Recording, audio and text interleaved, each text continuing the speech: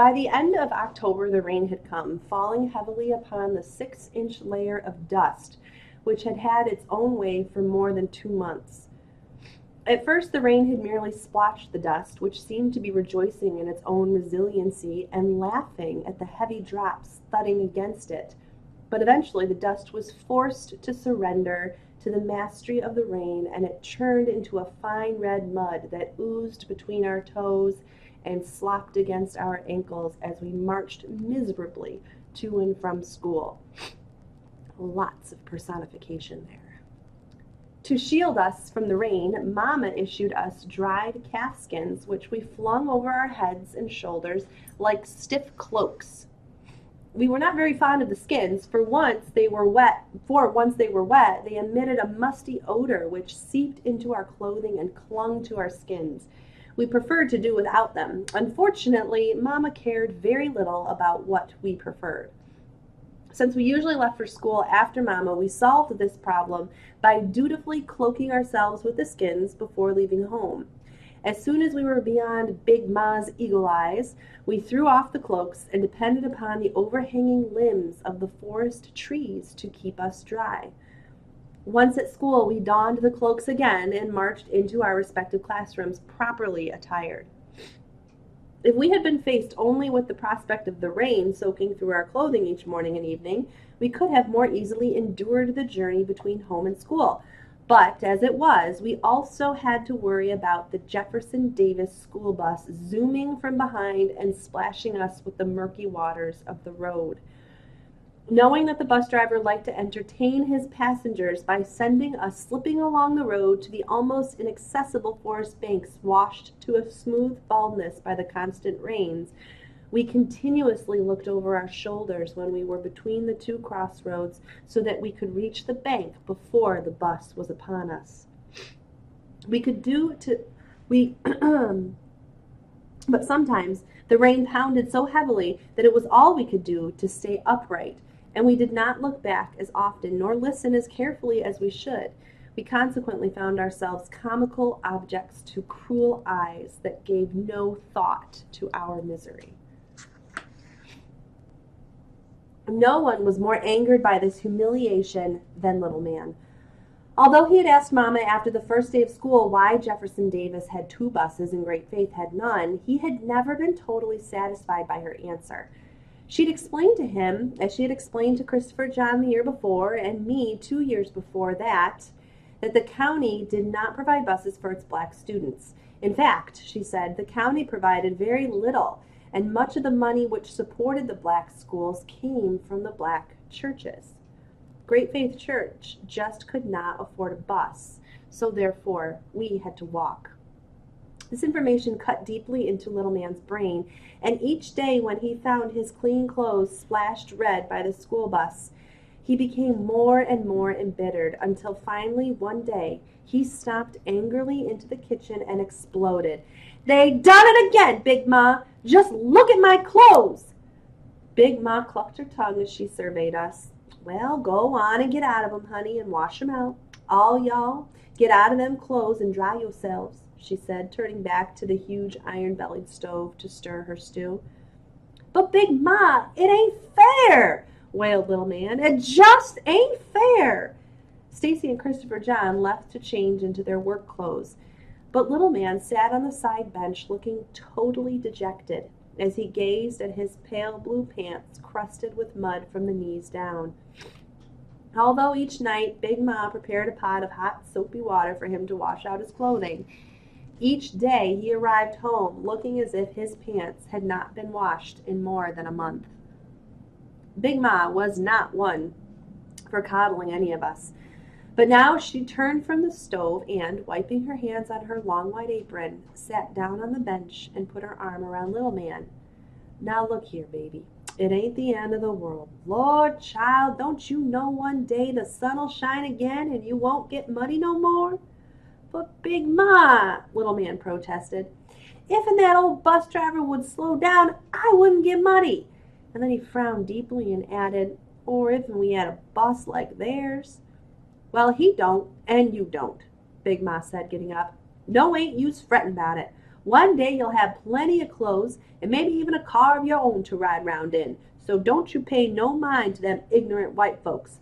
You just keep on studying and get yourself a good education and you'll be all right. Now go on and wash out your clothes and hang 'em by the fire so I can iron 'em before I go to bed." Turning, she spied me.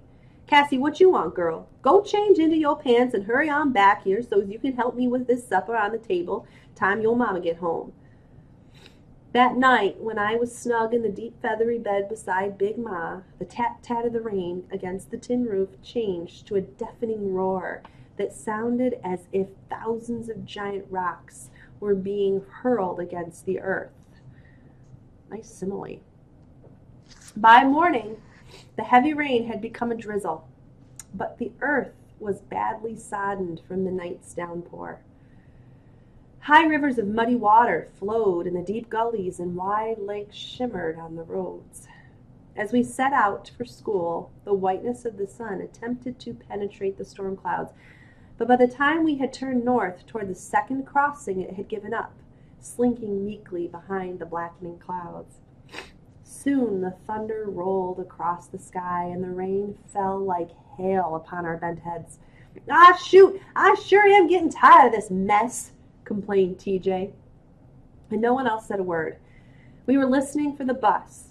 Although we'd left home earlier than usual to cover the northern road before the bus came, we were not overly confident that we would miss it, for we had tried this strategy before. Sometimes it worked, most times it didn't. It was as if the bus were a living thing, plaguing and defeating us at every turn. We could not outwit it. We plodded along, feeling the cold mud against our feet, walking faster and faster to reach the crossroads. Then Christopher John stopped. "Hey, y'all, I think I hear it," he warned. We looked around but saw nothing. "Ain't nothing yet," I said, and we walked on. "Wait a minute," said Christopher John, stopping a second time. "There it is again." We turned, but still there was nothing. "Why don't you clean out your ears?" TJ exclaimed. "Wait," said Stacy, "I think I hear it too." We hastened up the road to where the gully was narrower, and we could easily swing up the bank into the forest. Soon the purr of a motor came closer, and Mr. Granger's sleek silver Packard eased into view. It was a grand car with chrome shining even in the rain, and the only one like it in the county, so it was said. We groaned. "Just old Harlan," said TJ flippantly as the expensive car rounded a curve and disappeared. Then he and Claude started down the bank. Stacy stopped them. "Long as we're already up here, why don't we wait a while?" he suggested. "The bus ought to be here soon, and it'll be harder to get up the bank further down the road." "Aw, man, that bus ain't coming for a while yet," said TJ. "We left earlier this morning, remember?" Stacy looked to the south, thinking. Little man Christopher John and I waited for his decision. Come on, man," TJ persuaded. "Why stay up here waiting for that devilish bus when we could go be at school out of this mess?" "Well," TJ and Claude jumped from the bank. Then Stacy, frowning as if he were doing this against his better judgment, jumped down too. Little man Christopher John and I followed. 5 minutes later, we were skidding like frightened puppies, a simile, toward the bank again as the bus accelerated and barreled down the narrow, rain-soaked road. But there was no place to which we could run. Stacy had been right. Here, the gullies were too wide, filled almost to overflowing, and there were no briars or bushes by which we could swing up onto the bank. Finally, when the bus was less than 50 feet behind us, it veered dangerously close to the right edge of the road where we were running, forcing us to attempt the jump to the bank. But all of us fell short and landed in the slime of the gully. Little man, chest deep in water, scooped up a handful of mud and in an uncontrollable rage scrambled up the road and ran after the retreating bus, as moronic rolls of laughter and cries of "Negro, Negro, mud eater!" wafted from the open windows. Little man threw his mud ball, missing the wheels by several feet. Then, totally dismayed by what had happened, he buried his face in his hands and cried. TJ climbed from the gully, grinning at Little Man, but Stacy, his face burning red beneath his dark skin, glared so fiercely at TJ that he fell back. Just one word out of you, TJ, he said tightly. Just one word. Christopher John and I looked at each other. We had never seen Stacy like this, and neither had TJ. Hey, man, I ain't said nothing. I'm just as burnt as you are. Stacy glowered at TJ a moment longer and then walked swiftly to little man and put his long arm around his shoulder, saying softly, Come on, man. It ain't gonna happen no more, least not for a long while. I promise you that. It's a good piece of foreshadowing right there. Again, Christopher John and I looked questioningly at each other, wondering how Stacy could make such a rash promise. Then, shrugging, we hurried after him. When Jeremy Sims spied us from his high perch on the forest path, he ran hastily down and joined us. Hey, he said, his face lighting into a friendly grin. He spoke, but no one spoke to him. The smile faded, and noticing our mud-covered clothing, he asked, Hey, Stacy, what happened? Stacy turned, stared into his blue eyes, and said coldly, Why don't you leave us alone? How come you always hang around us anyway? Jeremy grew even more pale. 'Cause I just likes y'all, he stammered. Then he whispered, Oh, was it the bus again? No one answered him, and he said no more. When he reached the crossroads, he looked hopefully at us as if we might relent and say goodbye, but we did not relent. And as I glanced back at him standing alone in the middle of the crossing, he looked as if the world itself was slung around his neck. Nice simile. It was only then that I realized that Jeremy never rode the bus, no matter how bad the weather. That's an aha moment for Cassie. As we crossed the school lawn, Stacy beckoned Christopher John, little man, and me inside. Look, he whispered. Meet me at the tool shed right at noon. Why? We asked. He eyed us conspiratorially. I'll show y'all how we're going to stop that bus from splashing us. How? Asked little man, eager for revenge. Don't have time to explain now. Just meet me and be on time. It's going to take us all lunch hour. You mean we ain't going to eat no lunch? Christopher John cried in dismay. You can miss lunch for one day, said Stacy, moving away. But Christopher John looked sourly after him as if he greatly questioned the wisdom of a plan so drastic that it could exclude lunch. You going to tell TJ and Claude? I asked. Stacy shook his head. TJ is my best friend, but he's got no stomach for this kind of thing. He talks too much. We couldn't include Claude without TJ. Good, said little man. At noon we met as planned and ducked into the unlocked tool shed where all the church and school garden tools were kept. Stacy studied the tools available while the rest of us watched. Then, grabbing the only shovels, he handed one to me, holding onto one himself, and directed little man and Christopher John to each take 2 buckets. Stealthily emerging from the tool shed into the drizzle, we eased along the forest edge behind the class buildings to avoid being seen. Once on the road, Stacy began to run. Come on, hurry, he ordered. We ain't got much time. Where are we going? Asked Christopher John, still not quite adjusted to the prospect of missing lunch. Up to where the bus forced us off the road. Be careful now, he said to Christopher John, already puffing to keep up. When we reached the place where we had fallen into the gully, Stacy halted. All right, he said, start digging. Without another word, he put his bare foot upon the top edge of the shovel, and it sank deep into the soft road. Come on, he ordered, glancing up at Christopher John, little man, and me, who were wondering whether he had finally gone mad. Cassie, you start digging over there on that side of the road right across from me. That's right, don't get too near the edge. It's got to look like it's been washed out. Christopher John, you and little man start scooping out mud from the middle of the road. Quick now, he said, still digging as we began to carry out his commands. We only got about 30 minutes so as we can get back to school on time. We asked no more questions. While Stacy and I shoveled ragged holes almost a yard wide and a foot deep toward each other, dumping the excess mud into the water-filled gullies, little man and Christopher John scooped bucketfuls of red earth from the road center. And for once in his life, little man was happily oblivious to the mud splattering upon him. When Stacy's and my holes merged into one big hole with little man's and Christopher John's, Stacy and I threw down our shovels and grabbed the extra buckets. Then the four of us ran back and forth to the gullies, hastily filling the buckets with the murky water and dumping it into the hole. Now, understanding Stacy's plan, we worked wordlessly until the water lay at the same level as the road. Then Stacy waded into the gully water and pulled himself up onto the forest bank. Finding 3 rocks, he stacked them to identify the spot. "It might look different this afternoon," he explained, jumping down again. Christopher John looked up at the sky. "Looks like it's going to rain real hard some more." "Let's hope so," said Stacy. "The more rain, the better. That'll make it seem more likely that the road could have been washed away like that.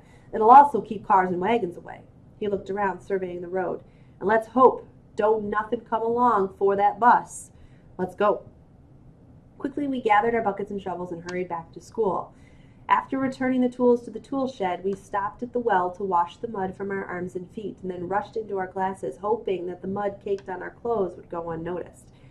As I slipped into my seat, Miss Crocker looked at me oddly and shook her head, but when she did the same thing as Mary Lou and Elma sat down, I decided that my mud was no more noticeable than anyone else's.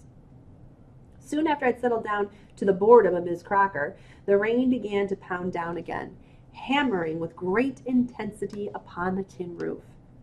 After school, it was still raining as the boys and I, avoiding TJ and Claude, rushed along the slippery road, recklessly bypassing more cautious students.